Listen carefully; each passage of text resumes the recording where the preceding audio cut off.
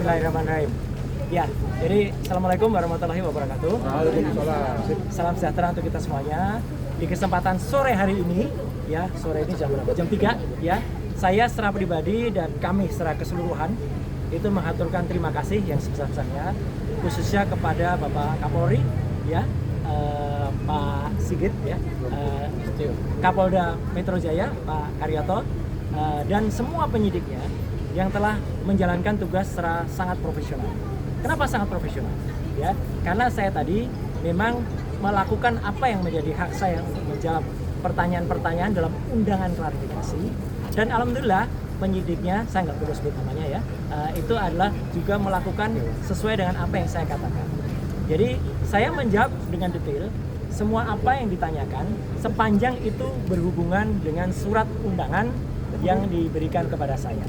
Ya, jadi artinya itulah makanya saya juga berharap ya agar polisi itu bisa presisi ya, jadi bisa profesional untuk melakukan tugas seperti ini. Jadi artinya kalau yang memang itu yang ada dalam surat undangan, ya itu yang kemudian ditanyakan, ya tidak menanyakan yang lain atau bahkan melebar ke hal yang lain. Jadi alhamdulillah ya saya tadi sudah menjawab dengan detail sampai sekitar 26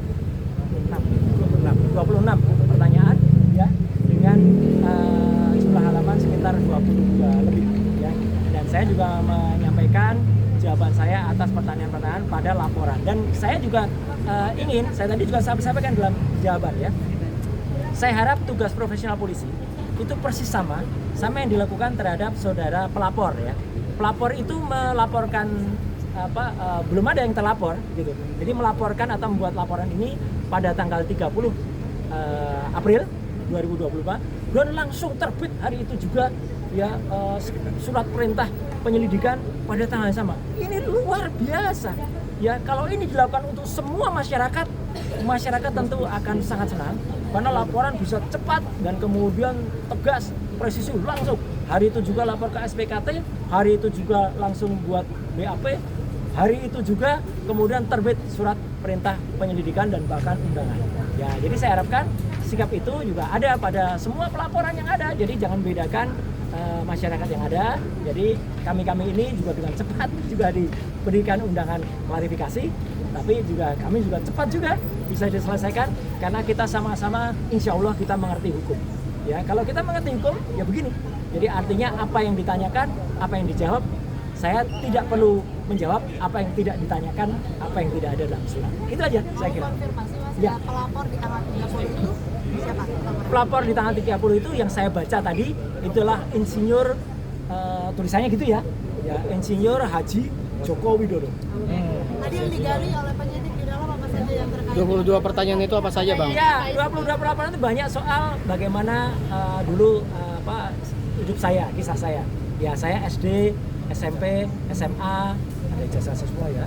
Ya, kemudian S1 UGM asli, S2 UGM asli, S3 UNJ asli. Ada itu saya ada lah, jelaskan semua gitu. Dan kemudian apa profesi saya sekarang? Saya profesi sekarang sebagai konsultan telematika dan multimedia. Kemudian saya diminta menjelaskan apa itu telematika. Telematika adalah telekomunikasi, media dan informatika untuk bisa menganalisis. Jadi saya saintis ya, menganalisis secara independen segala hal yang berbau dengan suara, foto, video dan lain sebagainya. Bahkan saya juga diminta tadi menjelaskan perjalanan hidup saya. Ya saya jelaskan dulu saya sempat jadi dosen sekitar 8 tahun di UGM ya. Kemudian 10 tahun saya dosen di ISI, Institut Seni Indonesia.